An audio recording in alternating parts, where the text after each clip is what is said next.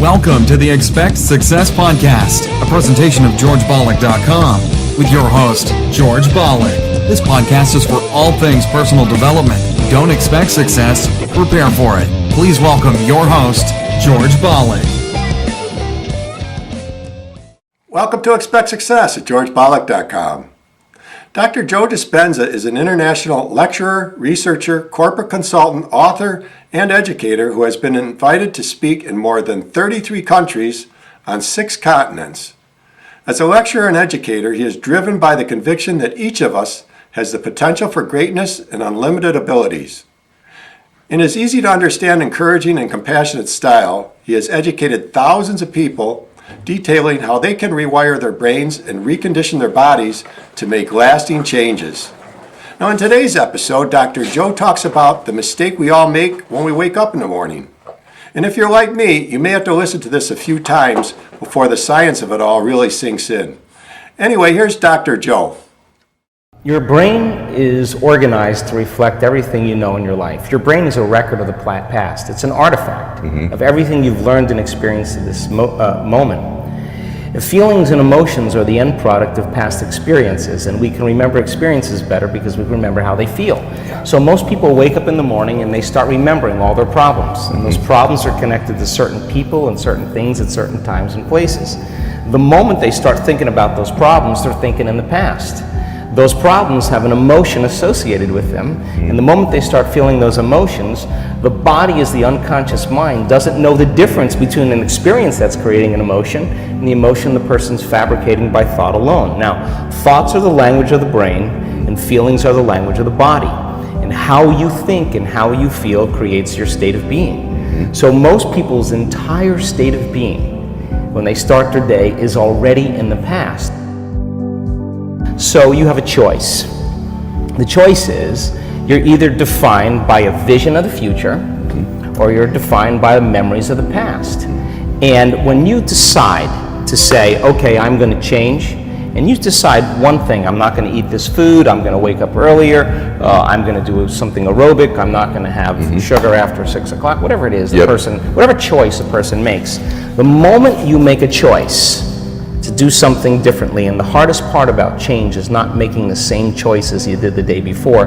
Get ready, because it's going to feel uncomfortable. It's going to feel unfamiliar. There's going to be some uncertainty and unpredictability, and that's the moment the game is on. Yes. So then most people, their body has been conditioned emotionally to be the mind. So now the body says, wow, I'd rather hang on to my guilt than take a chance and possibility. I'd rather live in fear than trust in the unknown. So once the person feels uncomfortable, the body goes, whoa, wait a second, we're out of the program here, and body starts influencing the mind. That's right. So it says, start tomorrow, you'll never change, you don't have the money to do this, you're not good enough, your mother told you were this, your father's fault, it's your ex's fault, you know, all of the voices that come up. Now here's the deal, if you respond to those voices, those same thoughts as if they're true, by the way, they're always going on behind the scenes of your awareness, but now they're amplified because you're outside your comfort zone.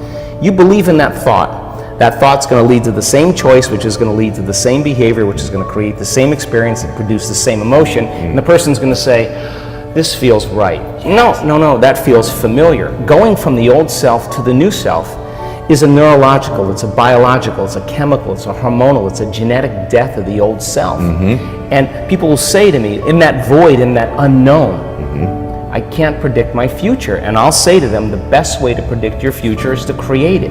Not from the known, but from the unknown. I love it. So close your eyes now and think about that vision. Once you start thinking about that vision of your future, you're activating the creative centers in your brain. And naturally, you begin to think about putting yourself in the scene.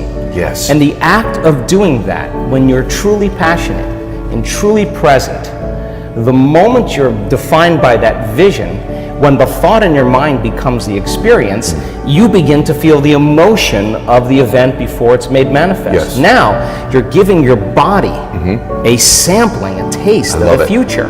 And now, if a thought and a feeling create a new state of being, you're combining a clear intention with an elevated emotion, and now you're beginning to change your biology, and you're seeing a whole new landscape that you could never see before because you're no longer viewing your future through the lens of the past. I love this. Now, this requires then something really specific, because most people will wait for their wealth to feel abundance. They'll wait for their success to feel empowered. They'll wait for their new relationship to feel loved. They'll get all these things when. Yes. Right. So think about that. The absence of getting those things causes people to live in lack their entire life. That's right. And so they're waiting for something outside of them to change how they feel inside of them. And if they're not creating a new life, then they're not applying the proper principles, then they keep all their manifestations, all their dreams at arm's length.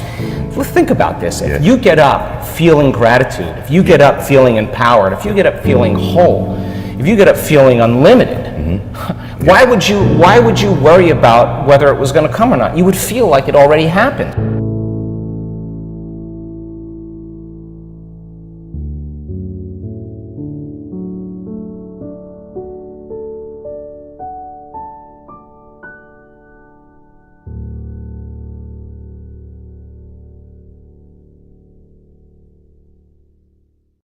That's awesome. Now, for more from Dr. Joe Dispenza, simply search YouTube and visit his website, drjoedispenza.com. That's drjoedispenza.com. His best-selling book, Breaking the Habit of Being Yourself, is available at his website and or Amazon.com. It comes in an audio format also. And remember, as the late great Jim Rohn used to say, you are the average of the 5 people you spend the most time with. Today you've been hanging out with Dr. Joe Dispenza. Keep up the momentum. Subscribe to our newsletter so you never miss another episode. We'll catch you on the next show, and thanks again so much for listening. See ya. Thanks so much for listening to this episode of the Expect Success Podcast with your host, George Bollick. If you enjoyed today's podcast, please rate, subscribe, and review. And find more great content online at georgebollick.com and on Facebook and Twitter at George Bollick. We'll catch you next time. And remember, don't just expect success, prepare for it.